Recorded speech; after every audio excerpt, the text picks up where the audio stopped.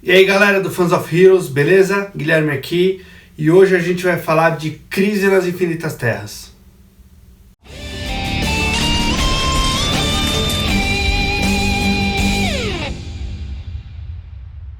Fala galera, beleza? Guilherme aqui. Hoje a gente vai falar de um especial sobre Crise nas Infinitas Terras. Na verdade faz parte de um projeto que a gente quer montar com outros programas acontecendo. Vocês viram aí esses dias a gente teve o especial do Ring, né, que é um programa que a gente vai conversar e discutir sobre filmes, séries e qualquer outra coisa que gera polêmica entre nós aqui do Fans of Heroes, coisas que a gente gosta, outros não. E eu queria pedir para vocês escreverem aí embaixo coisas que vocês querem que a gente converse, tá? E a gente está aproveitando para testar nesse espaço do Papo Nerd algumas coisas diferentes. E hoje a gente vai testar um quadro diferente que talvez se chame Quadrinheiros. Vamos falar sobre quadrinhos, revistas, porque isso é toda a base do que a gente curte hoje, do cinema de ação, cinema de heróis, né? E hoje a gente vai falar sobre Crise nas Infinitas Terras. Queria chamar vocês para assinar o canal, clica no sininho, ativa as notificações, e ativar as notificações é importante, porque tem muita gente que não está recebendo a notificação das lives, a notificação dos programas novos. Então vai te ajudar a seguir o nosso conteúdo e vai ajudar a gente a chegar a mais lugares. Então, começando esse piloto novo, vamos falar sobre quadrinhos. E qual é o melhor quadrinho para começarmos a falar sobre quadrinhos do que Crise nas Infinitas Terras? Esse é o maior quadrinho da história. Com certeza foi uma das primeiras grandes sagas e um dos quadrinhos que mais teve repercussão em toda a história dos quadrinhos. Essa aqui é a edição definitiva, tem até uma marcação que eu estou relendo, estou lendo e relendo algumas vezes porque esse ano vai ter Crise na TV, mas até por isso é bom a gente conversar sobre Crise e ver o que aconteceu nos quadrinhos, né? Para saber as diferenças que vão acontecer na TV e talvez uma futura adaptação no cinema. Bom, a Crise aconteceu por que motivo? Naquela época, eu acho que o ano era 85, o pessoal na DC tinha muitas terras, muitos universos acontecendo. Eu não lembro de cabeça quantos eram, mas eram muitos universos, muito mais do que os 53 universos que hoje estão acontecendo na DC. E segundo o autor da história, o que ele queria? Ele queria criar um grande arco que unisse essas histórias todas. Queria aproveitar a oportunidade que a DC deu para ele de criar um arco grande, e eles nem esperavam o que ia acontecer, segundo ele. E isso está tudo escrito aqui no começo da edição definitiva com a história do próprio autor. Ele conta explicando como é que foi que eles desenvolveram a história, quanto tempo eles pensaram muito tempo para desenvolver essa história. Então a gente o mínimo que tem que fazer é ir atrás, procurar entender o que é a história dos quadrinhos, né? Isso é a história dos quadrinhos, isso é o livro definitivo de uma época, de uma saga. Bom, começou em 85, foram mais ou menos 12 edições, que começou em 85 e terminou em 86, e o final da saga seria o quê? Juntar todos os heróis de várias terras em apenas uma terra, para acabar com aquela confusão das terras da DC e também da Marvel, que naquela época acontecia. Eram várias histórias que eles contavam de várias terras e a gente nunca sabia o que estava acontecendo. E qual é o grande mote dessa série? Essa série surgiu com um Monitor. O Monitor é um personagem que já apareceu aí no Arrowverse, que o que ele faz? Ele monitora as terras de matéria, as terras que a gente enxerga hoje como terras de matéria aqui no nosso mundo. Era uma briga entre ele e o Anti-Monitor, que o Anti-Monitor é o regente das terras de antimatéria, né? Um que queria cuidar da vida, um que queria destruir a vida. Nos reinos de antimatéria não existia vida. E como é que funciona essa história? É incrível porque tem alguns personagens-chave para essa história, né?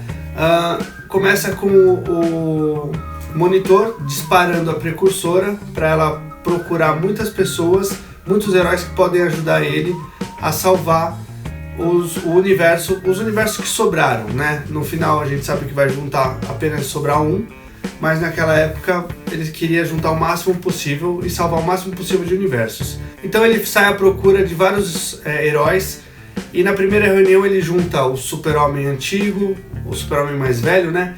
Junta o Besouro Azul, junta um dos Batmans, junta o Pirata Psíquico, ele junta o Luthor, junta o Superboy da Terra Primordial. São vários personagens que ele vai juntando. Alguns vão agir para o bem, outros vão acabar agindo para o mal. Mas naquele ponto ele estava desesperado, ele queria juntar todo mundo. Bom, vou falar de alguns personagens importantes na saga, que pode ser que a gente veja na TV também, apesar de sim ou não, mas eles foram muito importantes na saga. Então o Nuclear é um dos importantes, ele aparece durante todo o tempo na história, zombando, tirando sarro e sendo um dos principais por causa do poder dele. Temos a Precursora é a que vai avante na frente do monitor e escolhendo todos os personagens. Para quem nunca leu a história, eu não vou dar spoilers da Precursora, mas ela tem um papel fundamental na história da crise. A gente tem um Luthor, o Alexander Luthor Jr., da Terra 3. Na Terra 3, os heróis eram vilões e o Luthor era o defensor da humanidade. Ele casou naquela terra com a Lois Lane e teve esse filho. Era mais ou menos uma história de Superman, né? As avessas. Esse filho foi salvo da antimatéria e enviado para outra terra e achado pelo monitor. Essa criança se desenvolve, fica super inteligente e é um dos pontos principais da história da crise. Depois disso a gente tem o Besouro Azul. O Besouro Azul, apesar de ser um personagem terciário, até nem secundário ele é, mas ele tem um papel super importante nessa história da crise. Ele é um dos principais personagens ali, talvez aquele personagem mais... ele era um personagem inteligente e ele é um personagem que está ali no meio, aquele cara humano que está no meio dos deuses tentando resolver um problema. Não é o Besouro Azul atual, tá? Ele era diferente, usava uma tecnologia diferente, era quase como se fosse o Coruja, tá? O Coruja hoje em dia está mais conhecido do que o próprio Besouro, mas a ideia era essa. O Besouro era como se fosse um Batman dos pobres, fazendo o que podia para salvar as pessoas.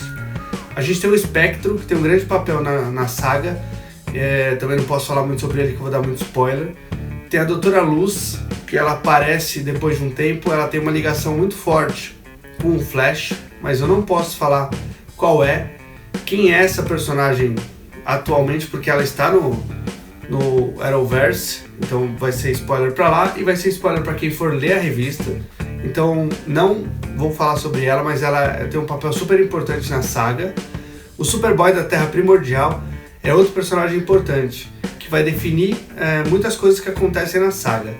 Também temos o Super-Homem que nós conhecemos, que era o Super-Homem da Terra 1.